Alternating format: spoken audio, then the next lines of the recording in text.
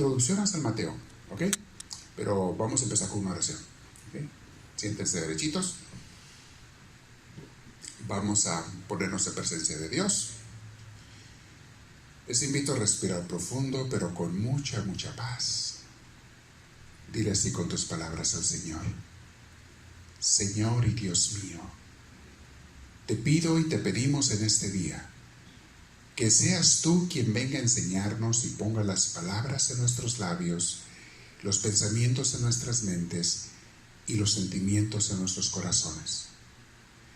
Que tú nos hables y nos expliques a cada quien lo que nos quieres decir, y que nos ayude, Señor, a conocerte más y mejor, a acercarnos a ti más cada vez te lo pedimos. Gracias, Dios Santísimo, por esta oportunidad hermosa de poder meditar en tu palabra y en lo que en ella nos estás queriendo decir a todos nosotros. Derrama tu gracia y bendición. Nos ponemos en tu presencia, y a todos los que estamos tomando con atención y con deseo de conocerte más, Dios, esta clase, bendícenos, y yo te pido una bendición y sanación de cualquier mal que tengan a todos ellos tus hijos. Padre Santísimo, esto te lo pedimos en el nombre de Jesucristo, tu Hijo, nuestro Señor. Amén.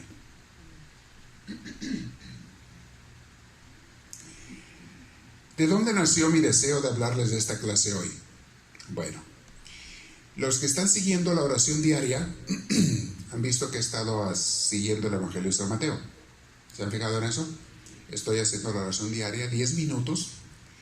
Y primero comencé simplemente haciendo la oración tomando citas bíblicas salteadas, porque se puede hacer así también, de muchas formas. Pero dije, ¿por qué no seguimos la oración diaria manteniendo una secuencia de los evangelios o del libro que sea de la Biblia? Y de esa manera podré darles un poquito de enseñanza bíblica. En 10 minutos no es mucho tiempo. Pero de la frase que leímos, del párrafo que leímos, de los versículos que leímos, trato de darles un poquito de enseñanza bíblica y luego la aplicación de la Biblia a nuestras vidas. O sea, ¿en qué nos afecta, beneficia, ilumina para nuestras vidas esta palabra de Dios que escuchamos? Pero casi siempre cuando les grabo esos 10 minutos, me quedo con ganas de darles más. Me quedo así como que, les hubiera dicho esto. Pues sí, pero no hay tiempo. Y tampoco es pura clase de Biblia. De hecho, ha habido algunas oraciones que se me van los 10 minutos y he estado explique y explique cosas de la Biblia. Y al final digo, debí haber puesto más minutos para orar, para hablarle a Dios. Y entonces les pongo el encargo al final. Les digo, sigan ustedes orando. Con lo que escucharon, con lo que aprendieron, con lo que meditamos en la palabra de Dios. Sigue hablando con Dios, relee el texto bíblico, pregúntale a Dios con tus palabras, porque eso es orar. Meditar sobre la Biblia es una forma de oración muy profunda. De hecho, en las órdenes religiosas, los monjes y las monjas, mucho de lo que ellos oran, en realidad es esto que les pongo los 10 minutos, es meditación bíblica. Meditan con la Biblia, leen un pasaje y luego, a partir de ese pasaje, se ponen a platicar con Dios, a preguntarle, a reflexionar, a analizarse a sí mismos. Entonces se ora con la Biblia. También se puede orar con un escrito de un santo, de una santa. Hay santos que sus escritos, cuando los lees, te inspiran tanto que te hacen orar mucho. Uno que están llevando ahorita el grupo de hombres es el libro de Imitación de Cristo, de Tomás de Kempis. Y es un libro escrito por un monje alemán en el medioevo. Pero cada cosa que él dice, cada frase que dice, te llevan a un revisarte con Dios, a un analizarte en tu vida espiritual. Y es algo bien, bien bonito. Entonces, se puede orar de muchas maneras. Pero de ahí nació mi deseo de hablar de San Mateo, porque hay cosas que me quedé con ganas de explicarles más, de detenerme más y ampliarme más en ciertas ideas. Entonces, hoy comienzo con una introducción al Evangelio de San Mateo. En la introducción les digo,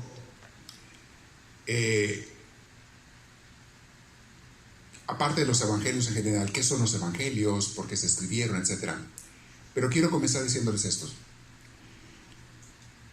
Muchos siglos antes, varios siglos antes de que Jesús viniera, Dios formó al pueblo de Israel por medio de Abraham.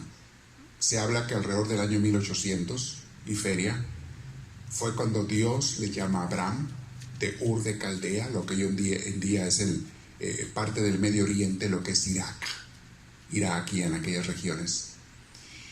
Eran tierras muy fértiles, son tierras muy fértiles donde se dio una cultura muy grande. Allí fue donde después se dio la cultura persa, Irak, Irán, Afganistán, esos tres países principalmente. Allí se dio la cultura persa y allí, como había mucha agua, hay unos ríos, el Tigris y el Éufrates, son dos ríos muy abundantes que irrigan las tierras y hacen que haya mucha cosecha, mucha comida. La gente irriga con esos ríos y entonces había mucha comida en esas regiones. Y trigo, verduras, frutas que se daban en aquel entonces, como tenían tierra y tenían agua, era lo mismo que pasaba en Egipto, en las ciudades que estaban al lado del río Nilo. Había mucha agricultura. Ustedes se acuerdan que cuando pasan hambruna acá en Israel, en tiempos de los hijos de Abraham, que venden a José como esclavo y va a dar a Egipto. Bueno, esta tierra de Israel empieza a pasar hambre, sequías y hambre. ¿Y a dónde van a pedir comida? ¿A dónde van a pedir trigo? ¿A dónde van a pedir? A Egipto, donde estaba José ya como asistente del faraón. ¿Pero por qué en Egipto había comida? Ah, bueno, porque estaba el río Nilo, está todavía. Y a las orillas del Nilo la gente regaba con las aguas y esas tierras son muy fértiles. Habiendo sol, tierra y agua, mis hermanos, hay comida en abundancia. Habiendo esas tres cosas: sol, tierra y agua. Y a los lados del río Nilo, igual que en el Medio Oriente, en lo que hoy en día es Irak, Irán, Afganistán, pero más que nada el área de Irak, por donde están los ríos, ahí pasaba un fenómeno igual. Había mucha agua, hay todavía, y entonces mucha agricultura, y se dieron allí países muy ricos. Cuando la gente no tiene que batallar por la comida, puede dedicarse a otras cosas, y así es como los arqueólogos estudian las culturas, las ruinas, y ellos ven que ahí hay granos de trigo, que ahí había muchas vasijas para cocinar, que ahí hay arte, pintura, a veces poesía, escritura. Inmediatamente con eso deducen, aquí había comida. La gente no se pone a estudiar música o pintura o otro tipo de arte si está con hambre. La gente solamente se pone a estudiar esas cosas cuando tiene la panza llena.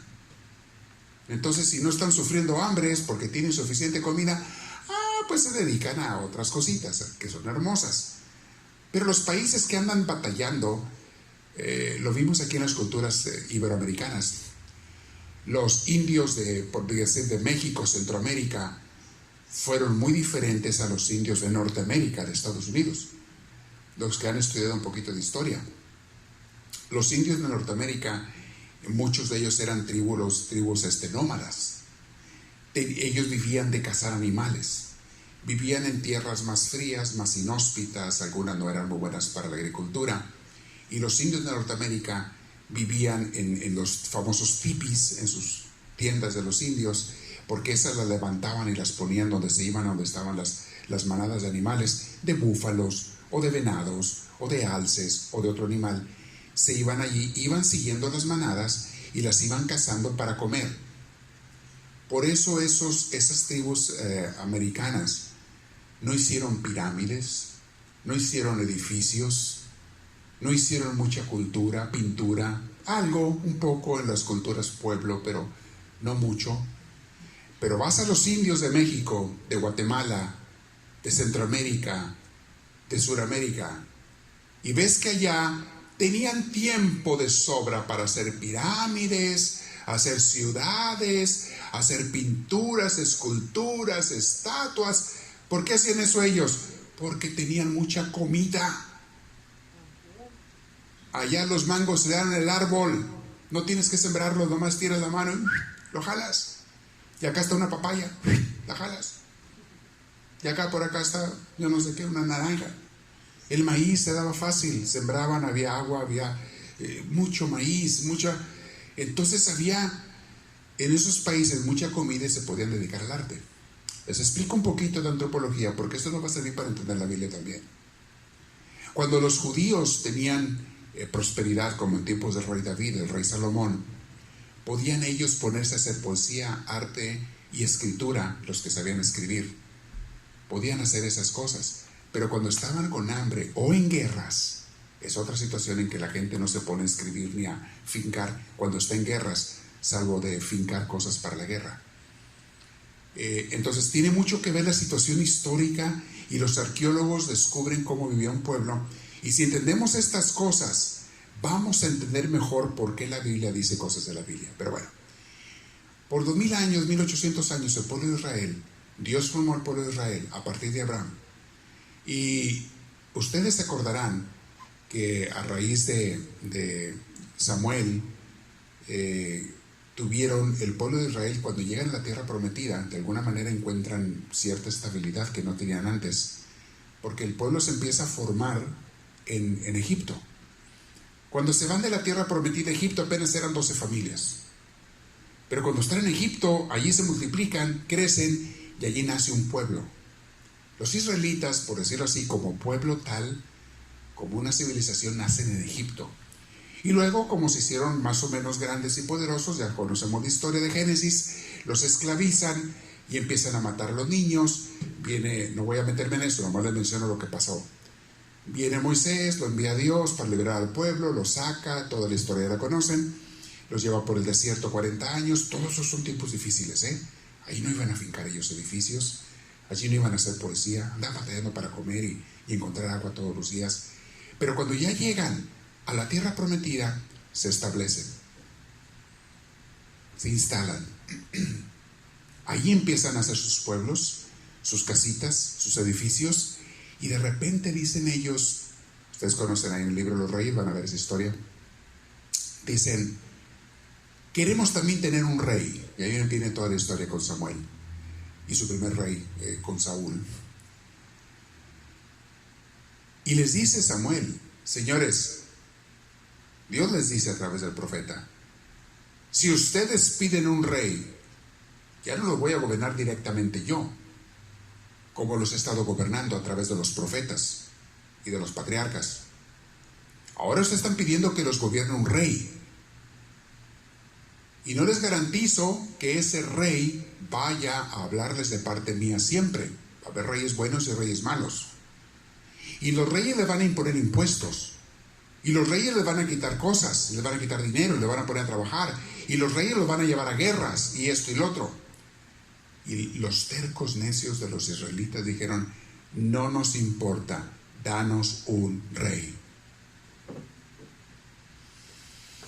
Entonces, el pueblo de Israel empieza a ser formado con reyes. Y ya conocemos las historias. Había reyes más o menos buenos, otros muy malos, abusaban del pueblo, tal como Dios se los había anunciado. Pero el caso, empiezan a ser invadidos por otras regiones, por los sirios, los asirios, después hasta que los invaden los persas. Empiezan a meterse en guerras y conflictos y demás. Y entonces están esperando un Salvador. Dice el Señor, sálvanos. ¿Se acuerdan de Dios cuando les aprieta el zapato? Sálvanos. Y tenemos las historias de los profetas que empiezan a prometer, desde Isaías, Malaquías y otros profetas, anuncian que Dios les va a mandar un Salvador. Y el pueblo de Israel está esperando ese Salvador por siglos, porque el anuncio vino 7 siglos antes de que Jesús viniera. Y están esperando por siglos que sí Dios les mande un Salvador. Nada más que la idea de ellos, fíjense cómo la idea de los judíos en ese entonces, era que el Salvador iba a ser un rey poderoso, guerrero, que los iba a levantar en armas e iban a destruir a sus enemigos e iban a ser ellos otra vez un pueblo poderoso como en tiempos del rey David. O sea, seguían pensando con esa mentalidad de poderío, de riqueza, de grandeza, de ser más que los demás. Seguían pensando eso. ¿Y qué es lo que pasa?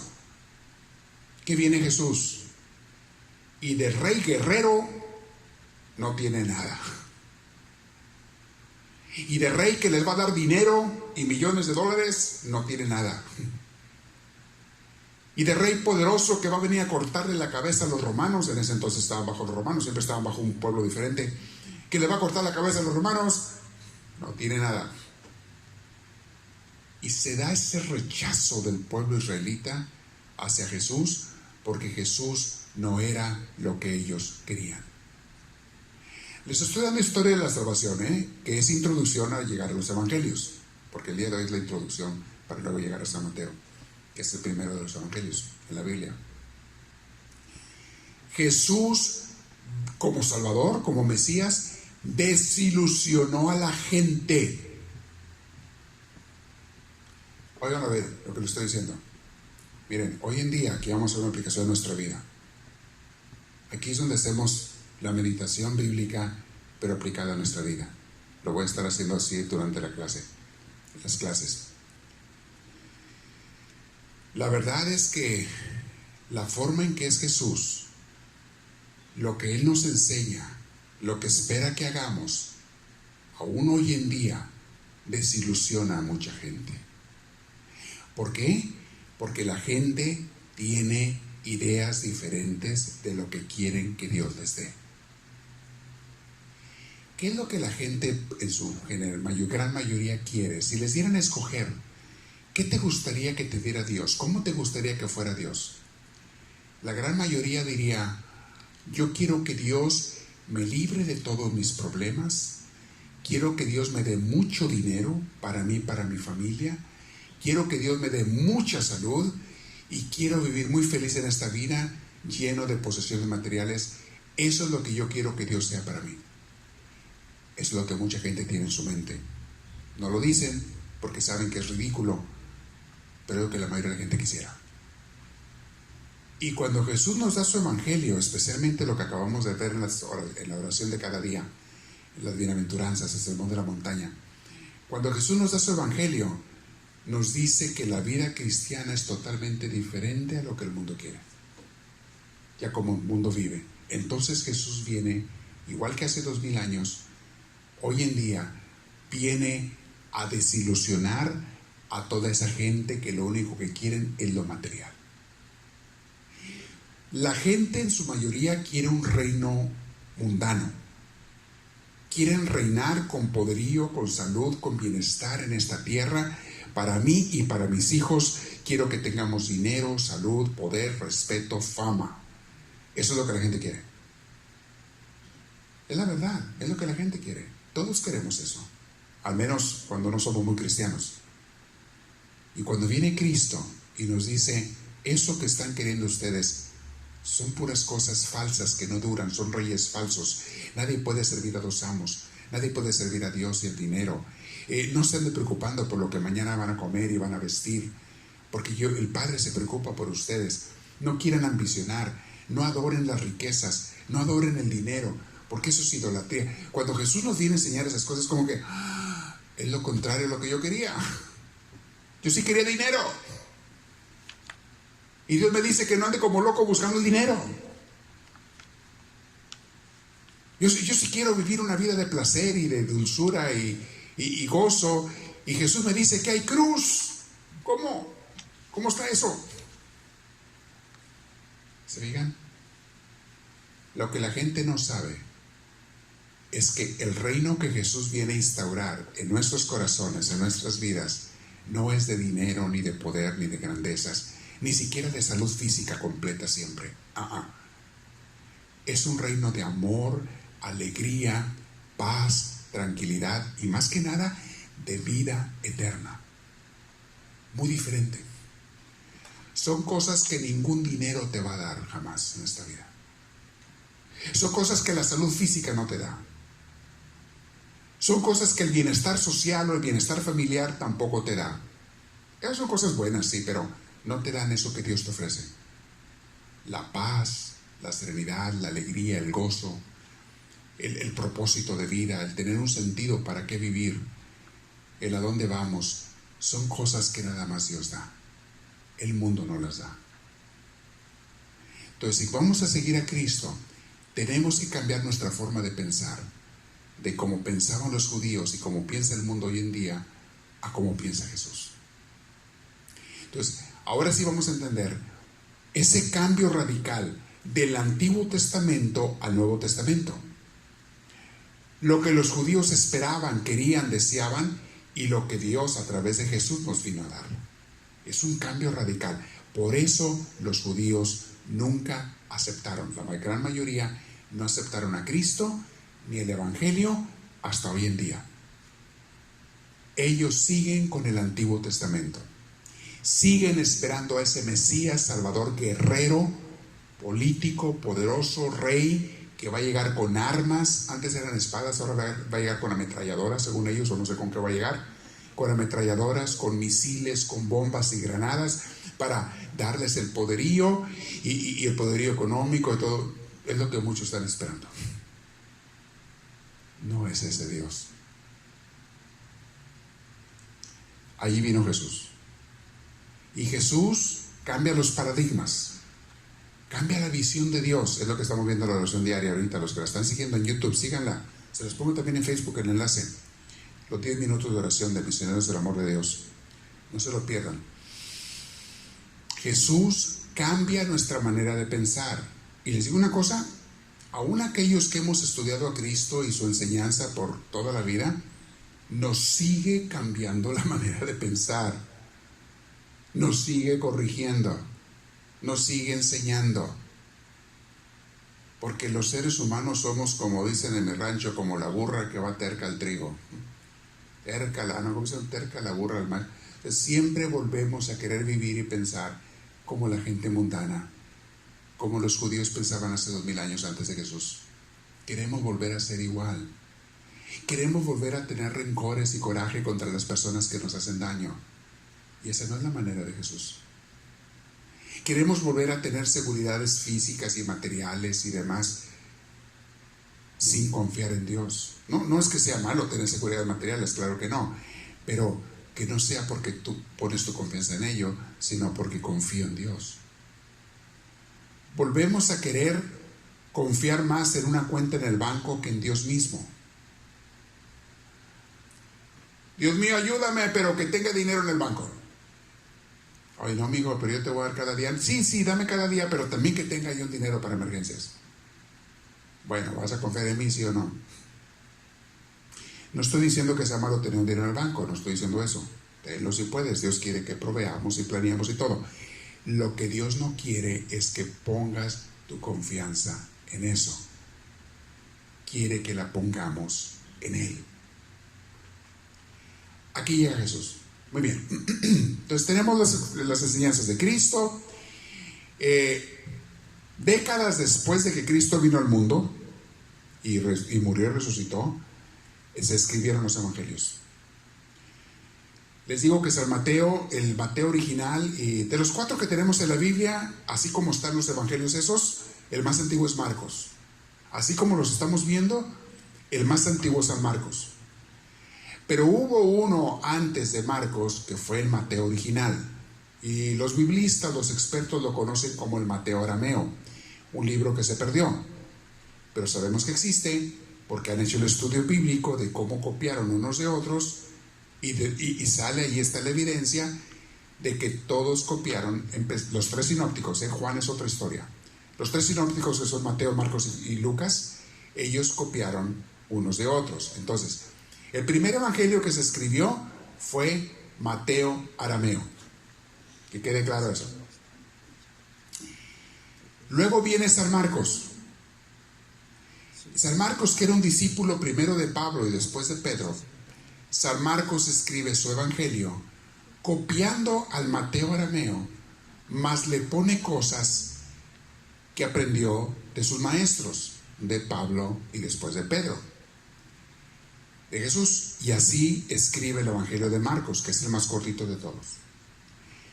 Luego viene, estoy hablando del año 55 en delante, hasta el año 100. Dicen algunos que las últimas versiones bíblicas se escribieron alrededor del año 150, las últimas. Entonces viene después el evangelio, ya se escribió Marcos, y luego viene un discípulo de Mateo. Ya había muerto Mateo, pero un discípulo de él toma el evangelio de Mateo original y ve lo que tiene Marcos, que le había agregado de más que no tenía el Mateo original, y se lo copia y se lo pone a su Mateo. y escribe el Mateo que tenemos ahora. Vamos a llamarle el segundo Mateo, que era un discípulo de Mateo. No cambian el nombre del autor, porque era muy común, o sea, no dice, oh, esta parte la escribí yo, Juan, o no sé, Julián, yo soy Julián, discípulo de Mateo, y esto es lo que escribió mi maestro Mateo, y esta es la parte de mía de Julián. No dicen así, sino que él lo pone en el libro y dice, todos de Mateo. Porque el Evangelio de Mateo ya tenía fama. Y si él ponía el Evangelio de Julián, estoy inventando el nombre, pero vamos a suponer que se llama Julián. Si él pone el Evangelio de Julián, nadie le iba a hacer caso, porque Julián no era famoso ni conocido. Pero si pones el Evangelio de Mateo, ese sí la gente lo va a escuchar. Eso se llama pseudonimia. Escribir tú algo y decir que lo escribió alguien más, lo cual era muy común en tiempos bíblicos, muy aceptado, socialmente era aceptado. A nadie le importaba que se hiciera eso. De hecho, muchos lo veían como un acto de humildad de la persona que estaba escribiendo, al no querer que su nombre se hiciera famoso y preferir que se hiciera famoso o más famoso el que ya lo era. Entonces, la pseudonimia existe mucho en los libros bíblicos. Hace rato les dije, hay 3 escritores principales, por lo menos en la carta de Isaías, en el libro de Isaías, el profeta Isaías, y así en varios libros hay varios escritores. El Evangelio de San Juan empieza escribiendo una parte, pero discípulos de él lo terminaron. Y así cada evangelio. Entonces, un discípulo de Mateo toma el Mateo arameo, así se le conoce, y toma el Evangelio de Marcos, y las cosas que estaban en Marcos le copió el Mateo arameo, no se nos olvide. Marcos copió cosas de Mateo arameo y escribe su Evangelio, mas Marcos le agrega cositas que aprendió de Pedro y de Pablo. Y entonces, y de los otros apóstoles, viene el discípulo de Mateo y dice, déjame completo el Evangelio de mi maestro, porque hay cosas que tiene Marcos que no tiene mi maestro, déjaselas pongo. Y le copia a Marcos y los escribe y lo hace. Y arma muy bien el Evangelio de Mateo. En mi opinión y en la opinión de muchos maestros de Biblia, el Evangelio de San Mateo es el más ordenado, el más estructurado, el más fácil de entender. Por eso yo siempre lo recomiendo, también Lucas es, pero un poquito más Mateo. Siempre lo recomiendo como el primer libro para que empieces a meditar la Biblia. Si alguien dice, yo quiero conocer de Biblia, ¿por cuál libro empiezo? Muchos cometen el error de empezar por el Génesis. No. Para empezar, tiene alguien que explicarte muchas cosas del Génesis que no va a entender si no te lo explica alguien. Hay unas sencillas, pero otras no. Empieza por los evangelios, porque ya son las palabras de Jesús y es lo más importante de la Biblia. Los libros más importantes, todos tienen inspiración divina, claro, pero los más importantes de toda la Biblia son esos 4 evangelios: Mateo, Marcos, Lucas, que son los 3 sinópticos, y Juan, que escribe aparte de una forma literaria y teológica mucho más avanzada que los sinópticos, pero a la vez escribe menos pasajes de Jesús, menos pasajes, menos enseñanzas, pero las que escribe más desarrolladas, más explicadas, con una teología mucho más avanzada. Ese es Juan y sus discípulos que escriben el Evangelio de Juan. Entonces este discípulo de Mateo nos escribió el Mateo que le conocen como el Mateo griego, porque ya lo escribió en el idioma griego, que era el idioma, digamos, de la cultura de los educados en aquel entonces. El idioma que hablaban los judíos era el arameo, y algunos judíos hablaban el hebreo, que era el más antiguo de ellos, el idioma más antiguo en el que se escribieron la mayoría de los libros del Antiguo Testamento, pero no todos, muchos ya hablaban arameo. El idioma que Jesús hablaba era arameo. Jesús hablaba en arameo. Si ustedes quieren oír cómo se oye el arameo, vean la película de Mel Gibson, de la Pasión de Jesús. Y esa película la grabaron hablando en arameo. Entonces, y con el idioma arameo. Mel Gibson contrató maestros, lingüistas, y enseñaron a los artistas las palabras que tenían que decir en arameo. Y entonces es el idioma que Jesús hablaba. Tú lo vas a oír en esa película cómo hablaba Jesús. Eran las palabras que él usaba, ese idioma. Un idioma que ya desapareció, ya nadie lo habla, más que los estudiosos que lo estudian para aprender las escrituras escritas en arameo, para leerlas y entenderlas. Pero Jesús hablaba arameo. Sin embargo, los libros del Nuevo Testamento, ya las versiones que tenemos, que las escribieron los discípulos de los apóstoles, esas versiones las escribieron en griego porque era el idioma de los educados y era el idioma universal de aquel entonces. Todo el mundo hablaba griego en el mundo grecorromano, lo que es Europa, Asia Menor y el norte de África en aquel entonces. ¿Por qué? Porque primero los griegos y después los romanos habían dominado, conquistado esas tierras, pero de alguna manera habían impuesto la lengua griega. En tiempos ya después empieza el latín, que era el idioma de Roma, a tomar sobre el idioma griego. Pero en tiempos de Jesús y los apóstoles, todavía el griego era el idioma principal. Así nace el Mateo griego, que es el que tú y yo tenemos en nuestras Biblias. Porque les dije que el Mateo arameo se perdió. Pero sin embargo, ya Marcos había escrito su evangelio. Marcos y sus discípulos habían escrito el evangelio de Marcos, es el más antiguo, y luego sigue el Mateo griego, que es el que tenemos ahora, hoy en día. Bien, de ese evangelio de Mateo griego se hacen las traducciones a todos los idiomas del mundo, a español, a inglés, a francés, a portugués, a lo que tú quieras, a chino, a mandarina, a japonés, a todos los idiomas del mundo, lo traducen del Mateo griego. Y los evangelios, los libros del Nuevo Testamento, todos los más antiguos están escritos en griego, de allí traducen a las Biblias de cada quien.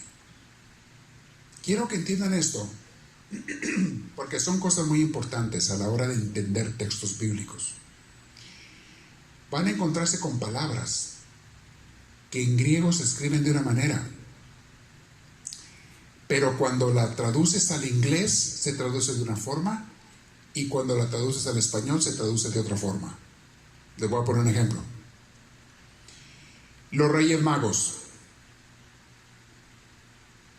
Como está escrito en griego, lo traducen al español como los Reyes Magos.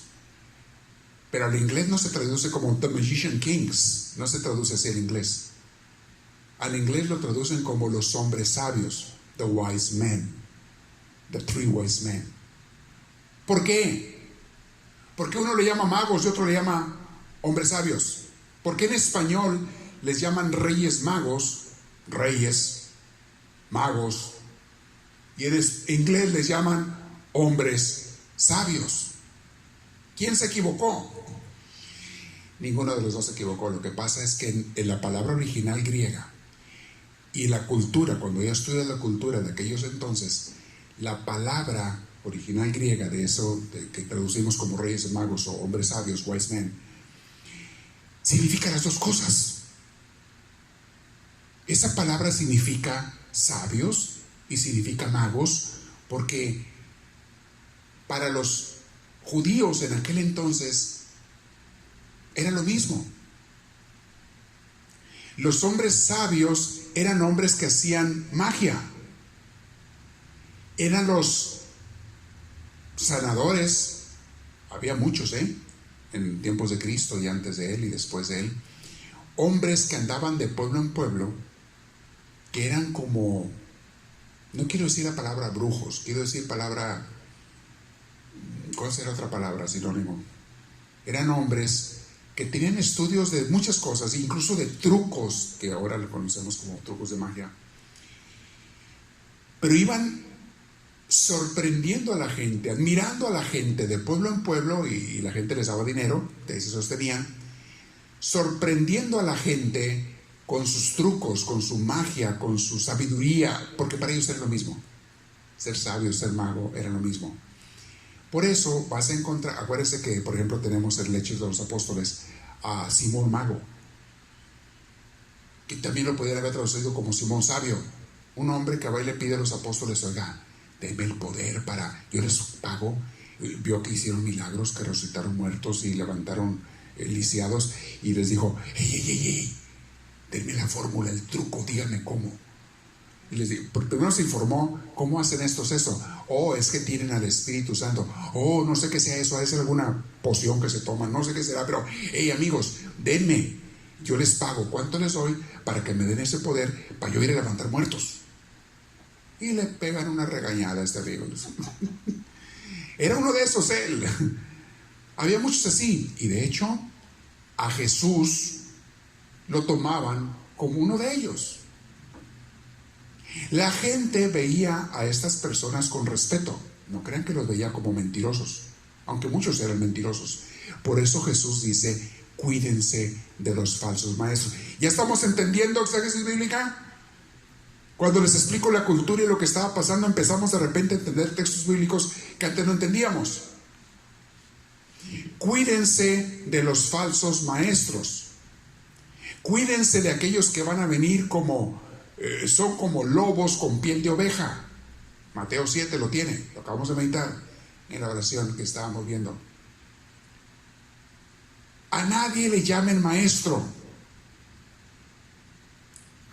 ¿Por qué Jesús enseñaba estas cosas? Porque era lo que estaban viviendo los judíos. Había mucha gente de esa por las calles, engañando a la gente para sacarles dinero.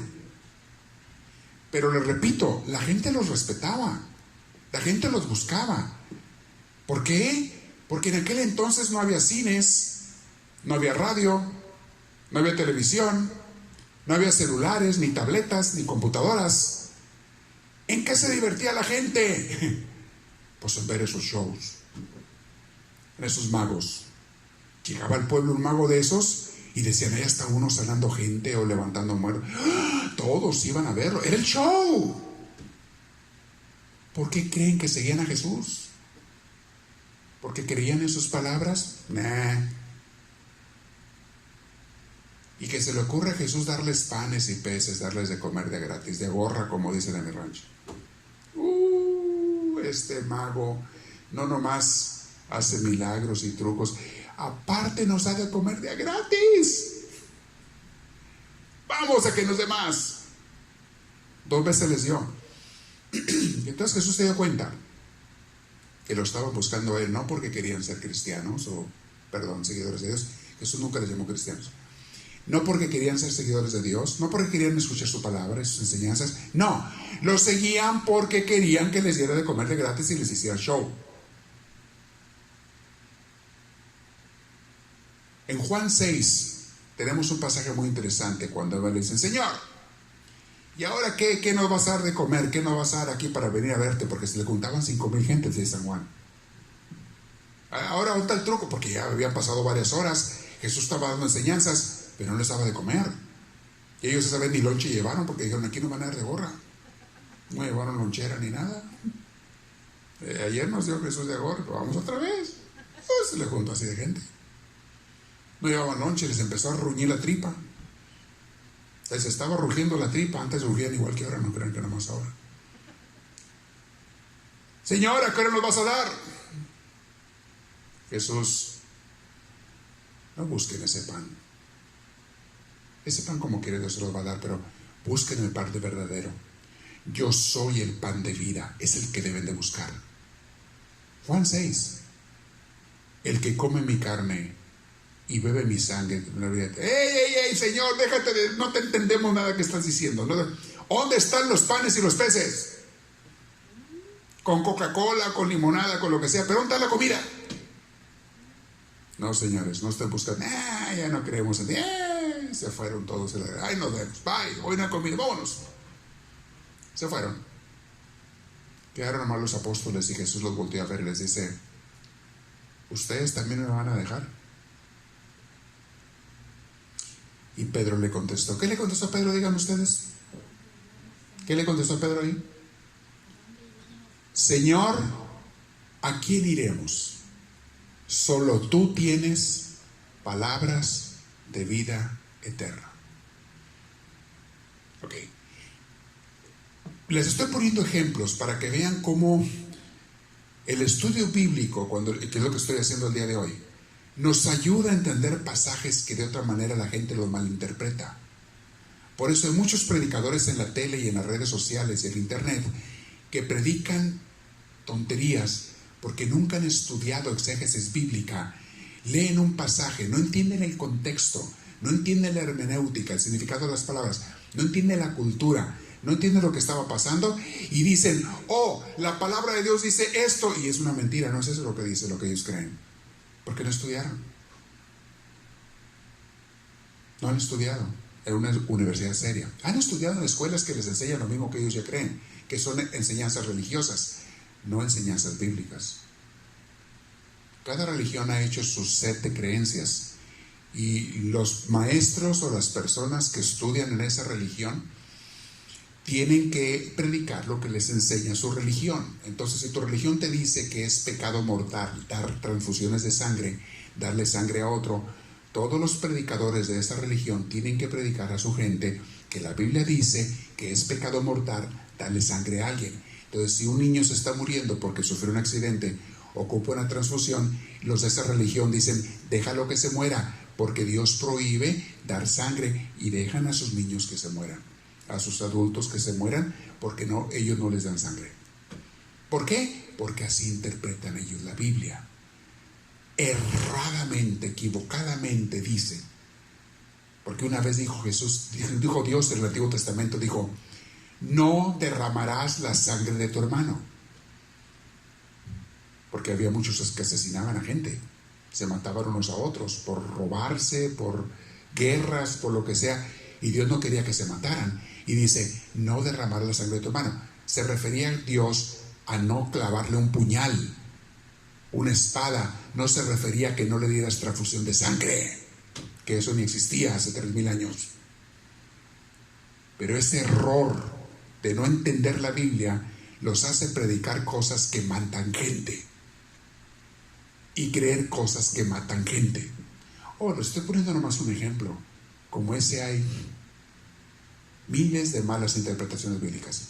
Y le voy a decir la verdad, la Iglesia Católica por muchos siglos, no por maldad, sino por ignorancia, porque no entendía la misma Iglesia Católica la Biblia, predicó cosas que no estaban correctas. Pero gracias a Dios, la Iglesia Católica Romana, porque hay varias católicas, la Iglesia Católica Romana se ha dado cuenta de sus errores de interpretación y los ha ido corrigiendo, poco a poco los ha ido corrigiendo, porque tiene estudiosos bíblicos que le dicen, a ver, dinos qué es lo que dice la Biblia, no lo que nosotros queramos entender. Entonces ha cambiado muchas enseñanzas de la Iglesia Católica, especialmente en los últimos 60 años, de los 60 para acá. Ha cambiado muchas cosas, las ha corregido y seguirá cambiando cosas que tiene que corregir para interpretar correctamente la Biblia, porque la ha interpretado mal, les digo, más que por maldad, por no saber. Pero gracias a los verdaderos estudiosos bíblicos, no los que estudian para una religión, no, los verdaderos estudiosos bíblicos, ahí hay católicos y hay protestantes, pero son personas que no les interesa decir lo que dice su religión, sino decir lo que dice la Biblia, ir a entenderla para luego enseñársela a los líderes de su religión. El problema es que no todos los líderes de las religiones están abiertos a las enseñanzas bíblicas reales, verdaderas. Ellos prefieren mantener sus creencias religiosas que su fundador se las enseñó hace 100 años, hace 200 años, hace 300 años, y se mantienen en eso. Y prefieren mantener lo que dijo su fundador, que no estaba enterado, no sabía de Biblia, que aceptar las verdades que están descubriendo los estudiosos bíblicos. Entonces estamos entendiendo por dónde va la cosa. No han empezado a leer ni siquiera el primer capítulo de Mateo. Esto es pura introducción. Introducción al Nuevo Testamento, a los Evangelios, a San Mateo. Y se nos está acabando el tiempo, pero quiero que al final me hagan comentarios, me pongan en línea, mis hermanos vía redes sociales, qué más les gustaría aprender, ya ven por dónde va la enseñanza, o si prefieren, porque la Biblia se puede estudiar de diferentes maneras. Si tú estudias la Biblia únicamente para crecimiento espiritual, es otra forma de leerla. Si tú la estudias para entender lo que dice Dios, es lo que les estoy dando aquí. Pero no te quedes con eso, después hay que leerla de la otra forma. Una vez que ya entienda lo que Dios me quiere decir en la Biblia, ahora, ¿cómo lo aplico a mi vida espiritual? O sea, es para eso. Es fincar las bases, los cimientos, los fundamentos correctos para entender mejor los pasajes bíblicos. Porque luego me voy a ir capítulo por capítulo, versículo por versículo, leyéndolos, meditándolos y explicándoles por qué dice eso el autor, el evangelista, en este caso Mateo. Vamos a empezar con Mateo y vamos a ir libro por libro. Y si nada más vemos Mateo, está bien, perfecto, podemos después tener otro tema. Y a futuro podemos ver Juan, o Hechos de los Apóstoles, o la Carta a los Romanos, o Gálatas, u otros libros, porque todos tienen una enseñanza hermosísima. Pero hay que saber entenderla. San Pablo es otro de los que son tan mal interpretados por la gente que no entiende de exégesis bíblica. El pasaje que crea más pleito entre protestantes y católicos es el que los católicos dicen que tú tienes que trabajar para recibir la salvación de Cristo, tienes que hacer de tu parte, y los protestantes, por una mala interpretación bíblica, dicen que no, que con que tú creas ya estás salvo. No importa que hagas lo que hagas, nomás con que tú creas que Jesús es el Salvador, lo aceptes, ya estás salvo. ¿Quién tiene la razón? Y en el pasado la Iglesia Católica cometió el error de enseñanza de predicar de que, y está hablando del medioevo, de ahí nació el protestantismo, de predicar de que tu salvación dependía de ti, de que tenías que ser santo y tenías que hacer esto y lo otro, y eso también es un error. O sea, es una enseñanza exagerada, mal interpretada de la Biblia. Entonces, los dos tenían razón, pero los dos estaban equivocados en algo. A través de los siglos, poco a poco, no de un golpe, a través de los siglos, la Iglesia Católica se ha corregido en aquella interpretación que decía que tienes que hacer para recibir salvación. Gracias a Dios se ha corregido, pero la idea protestante de muchos de ellos no se ha corregido. Siguen creyendo que con que digan la fórmula, yo le digo el abracadabra, yo creo en Cristo y acepto y todo con Jesús como mi Salvador, ya está salvo, porque malinterpretan el pasaje de Pablo que dice que somos salvados por la fe y no por las obras. Lo repiten varios de sus libros. El problema está en la interpretación, exégesis, hermenéutica de la gente que no ha estudiado Biblia. ¿Qué significa fe y qué significa ley? Porque dice, somos salvados por la fe, no por la ley. El cumplimiento de la ley, dice Pablo. Y lo interpretan ellos como que, no tienes que seguir ninguna ley, nomás ten fe, nomás cree en Dios. Mis hermanos, no se refiere a eso, Pablo. Entiende el conflicto que estaba pasando Pablo con los judíos tradicionalistas que no aceptaban a Cristo. Y decían, para ellos la ley no era cualquiera, era la ley de Moisés, que tenías que cumplir con lo que dice la Torá, esos primeros libros de la Biblia, la ley de Moisés, tenías que cumplir con esa ley para tú ser salvo. Ahí estaban bien errados los judíos y Pablo los corrige. Señores, no es el cumplir con esa ley de Moisés, sino la fe en Cristo la que nos va a salvar.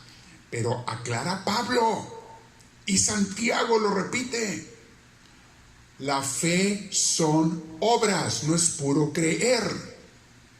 Una fe sin obras es una fe muerta.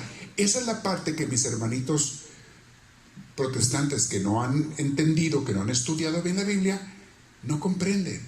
La fe no es creer en Dios, la fe es vivir de acuerdo a Dios. Entonces, a lo que voy es a esto. Muchas veces no es culpa de nadie, es que no nos han explicado bien. Y es que por siglos se explicó mal.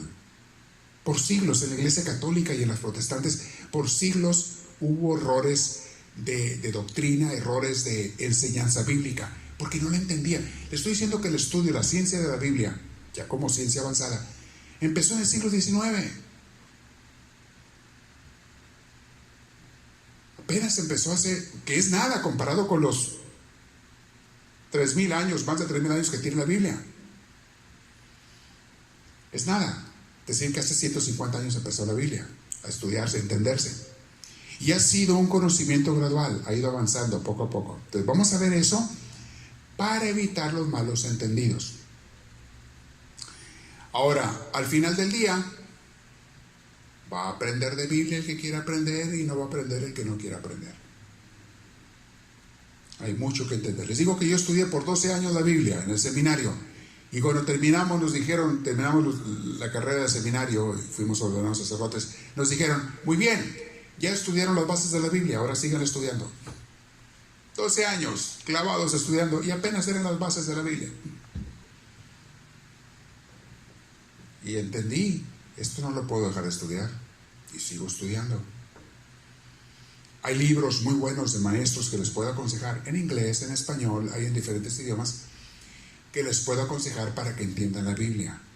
Estos son los maestros que no están necesariamente para sus enseñanzas, no están ellos con la intención de quedar bien con una doctrina religiosa, sino que quieren ellos entender sinceramente qué es lo que Dios nos quiso decir en su palabra santa.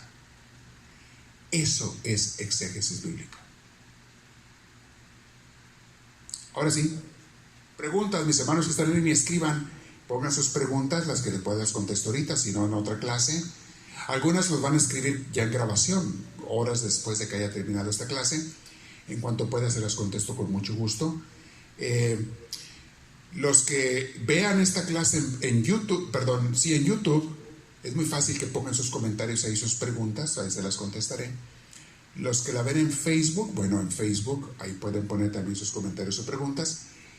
Y trataré de contestar las que pueda allí mismo o si no en la siguiente clase. Y también quiero escuchar a los que están aquí, los servidores y mis hermanos que están en línea, si piensan que les va a servir este curso de San Mateo, estudiando la Biblia de esta manera, o sea, haciendo exégesis bíblica, si piensan que les va a ayudar, o si preferirían que la estudiemos para meditarla, para aplicarla a nuestra vida nada más, o sea, nada más sin preocuparnos mucho de la historia de Israel y la historia de los apóstoles y la historia sin preocuparnos mucho de eso, de la cultura que vivían, de por qué vivían lo que vivían, por qué decían lo que decían, y simplemente nos vamos a leer pasajes bíblicos y aplicarlos en nuestra vida.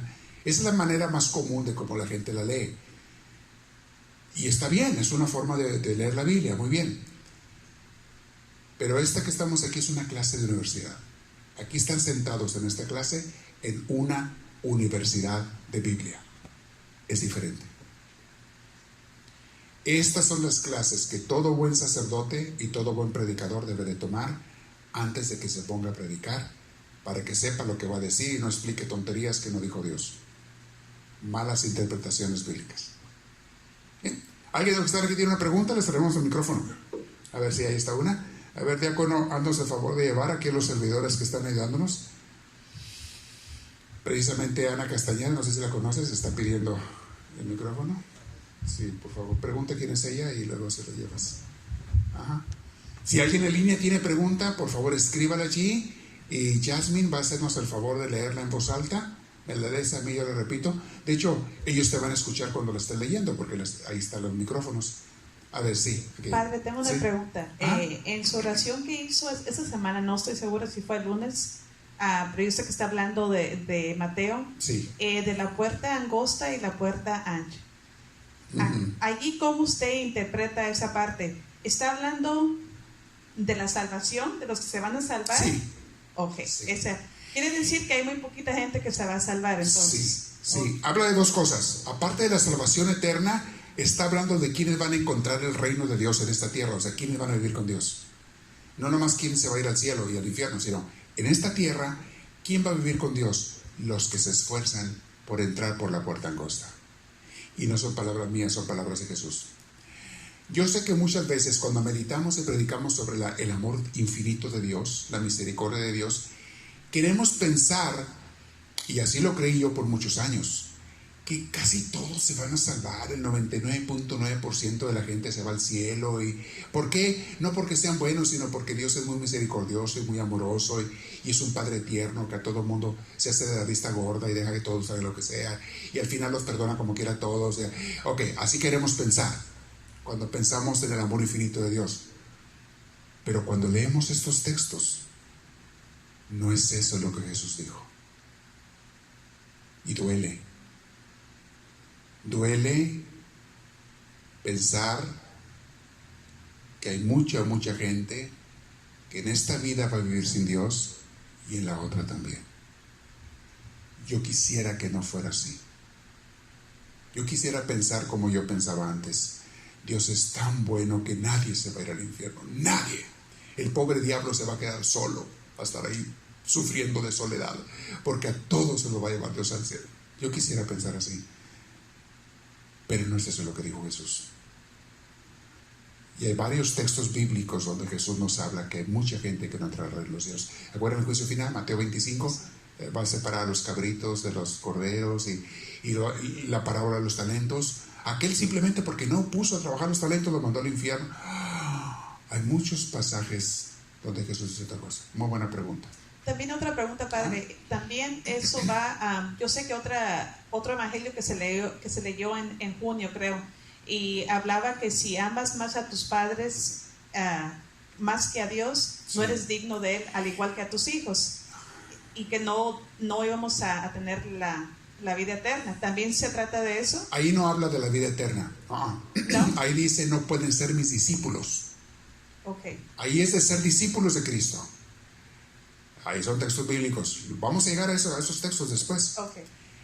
Si tú no amas más, no me amas más a mí, dice Jesús, Sí.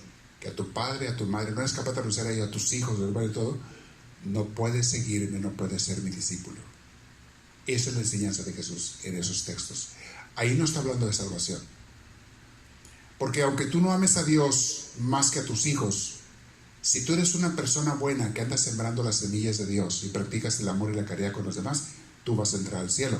Es lo que dijo. De hecho, vamos a la parábola del juicio final. Pone los corderos a su derecha, los cabritos a su izquierda. Y les dice a los corderos: bienvenidos, benditos de mi Padre, entren al reino eterno, porque tuve hambre y me dieron de comer. Tú ves, fíjate cómo habla ahí de eso. No habla de que si me amaron más que a sus hijos, que si me amaron más que a sus parientes. No. Tuve hambre y me dieron de comer. Sed me dieron de beber. Estuve encarcelado, enfermo, etc. Ese es el parámetro, de acuerdo a esa parábola, de cómo y quién va a entrar al cielo y quién no.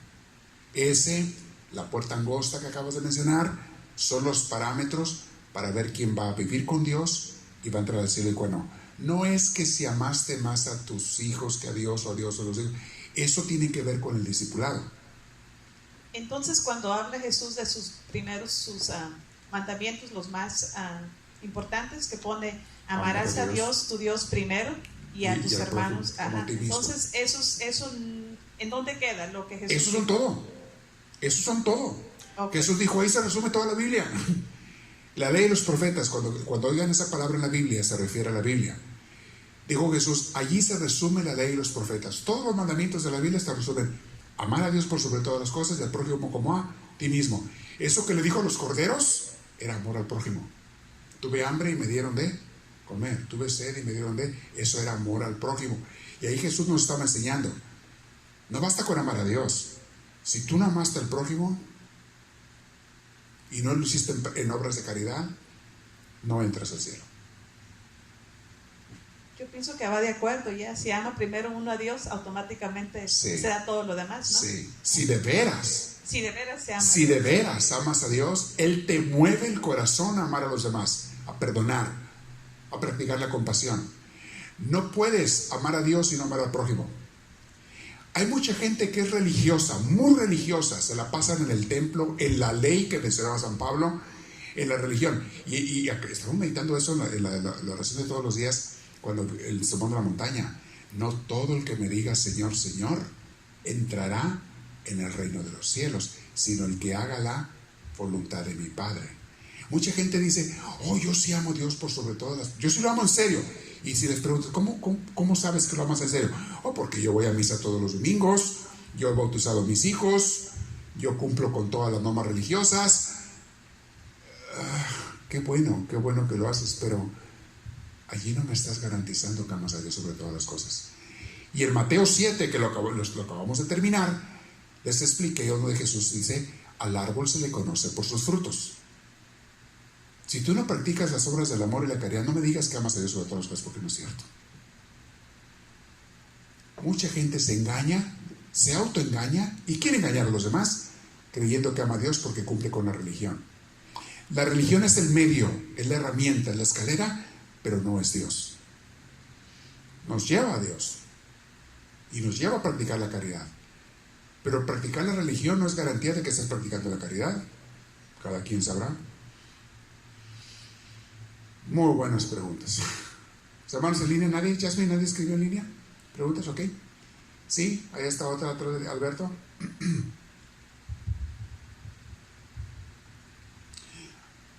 Sí. Padre, el pueblo hebreo en los 2000 años antes de Jesucristo tuvo muchos líderes. Sí, claro, reyes. claro. Tuvo primero los patriarcas y después los reyes. Pero después de Jesucristo, ¿a quién podríamos considerar como un rey más? Quedó destruido el pueblo de Israel en tiempos después de Jesús. De hecho, en tiempos de Jesús ellos ya no tenían reyes, estaban dominados por los romanos. Y antes de los romanos, los griegos. Y antes de los griegos, los persas. Pero desde el tiempo de los griegos, ellos acabaron con los reyes. Aquí no va a haber ningún rey, el rey va a ser el rey de Grecia. En tiempo de los romanos, aquí no va a haber ningún rey, el rey es el César, el rey de Roma. Se acabaron los reyes, porque eran dominados por reyes extranjeros. Y después de Jesús, la estructura de pueblo, su estructura política y gobierno en el año 70, acuérdate que Jesús lo mata en el año 33, roughly speaking, o sea, luego no vamos a los detalles de los años de nacimiento y muerte, pero es otra cosa. Vamos a poner el año 33, en la edad que Jesús murió. De ahí al año 70, todos estaban dominados por los romanos. Pero en el año 70 ellos se rebelan contra los romanos y los romanos los destruyen a los hebreos, a los judíos. Mandan a un general Tito, viene con sus soldados porque se rebelaron. Dijeron, ya no vamos a pagar impuestos. Váyanse a Roma, no le vamos a pagar nada. Ah, sí, chiquitos. Se encerraron en Jerusalén, cerraron las murallas, las puertas y dijeron, ya, echaron fuera a los romanos, mataron a varios de ellos y hubo una guerrilla. Pues vienen con sus ejércitos Roma, que era el poderoso, los hizo papilla. Y allí se acabó el pueblo de Israel como tal. Siguieron viviendo comunidades de judíos en diferentes, porque se dispersaron, en diferentes países hasta los tiempos modernos. Hay comunidades de judíos en Perú, comunidades de judíos en Argentina, había comunidades de judíos en Alemania, en España, donde fueron perseguidos, matados, corridos y así. Pero que digas tú un pueblo de gobierno, fue hasta después de la Segunda Guerra Mundial que los aliados y Estados Unidos les volvieron a dar su tierra, corriendo a los palestinos de allí que ya estaban instalados por siglos, les dan su tierra de Israel y forman otra vez el pueblo de Israel ya como un pueblo democrático, con elecciones y todo, no con reyes, sino con democracia. Pero empiezan las guerras con los árabes, porque los corrieron de allí.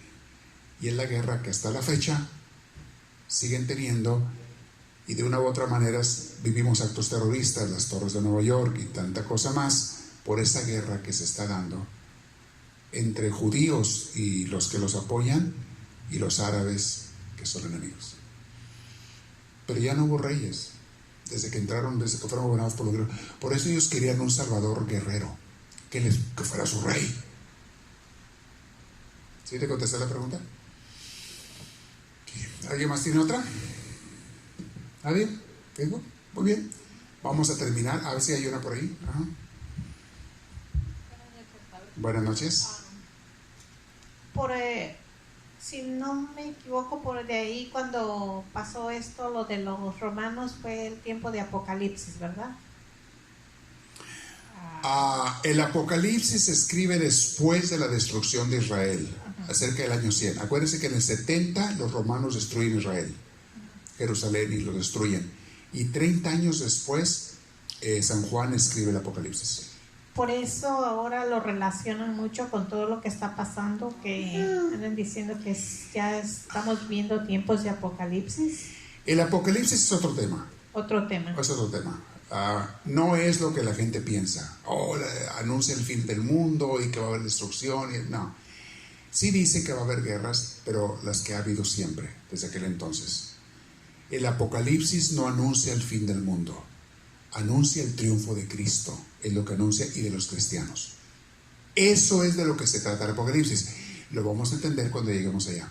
Pero volvemos a lo mismo.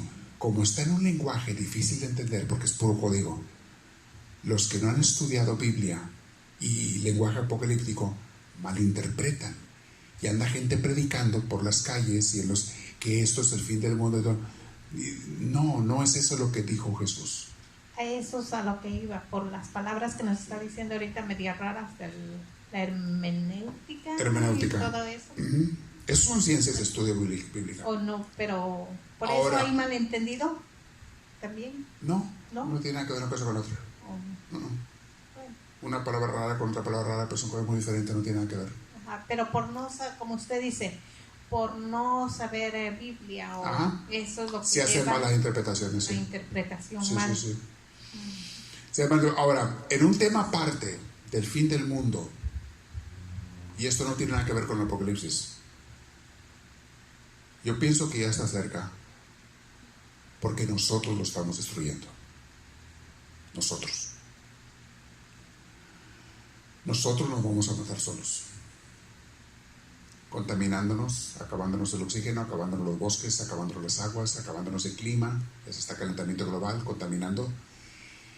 Nos vamos a morir de hambre, nos vamos a morir de hacinamientos. La gente va a empezar a emigrar. En Guatemala muchos pueblos están quedando vacíos porque antes llovía, ya no llueve por el calentamiento global. La gente está muriendo de hambre. Centroamérica, en México, en Estados Unidos, por la contaminación que no queremos entender.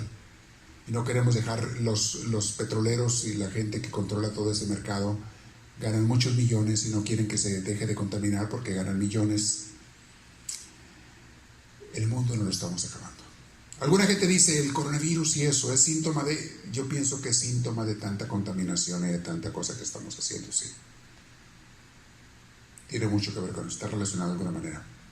Y yo sí pienso que si seguimos así y no corregimos, lo cual yo no creo que vayamos a hacer, falta poco para que nos acabemos el mundo. Y cuando empiece a haber mucha hambre, va a haber muchas guerras. Y cuando haya muchas guerras, una de esas va a ser una guerra nuclear. En una de esas se van a hartar o se van a enojar para picar el botón. Lo pican nosotros y el mundo se acabó. Yo pienso que sí, falta poco para el fin del mundo. Es mi opinión personal y le pido a Dios con toda mi alma y mi corazón equivocarme. Y pensar y creer que el ser humano va a cambiar y que vamos a dejar de hacer tanta tontería y de contaminar y que vamos a respetar el Amazonas y los bosques y que vamos a dejar de quemar hidrocarburos y que vamos a dejar... Quiero pensar eso, pero es un pensamiento optimista, un poco ilusorio tal vez, y yo al mundo no le doy 50 años más de vida. Es mi opinión y le pido a Dios en mi corazón que me equivoque, pero esto no va a estar mejorando y no creo que sea por el Apocalipsis, aunque Cristo sí anunció que iba a haber cosas así. Siempre ha habido, pero van a ser más graves, plagas, epidemias, guerras, etc. Entonces los que andan predicando el fin del mundo probablemente tengan razón, pero no por lo que ellos dicen, no porque Dios vaya a acabar con el mundo.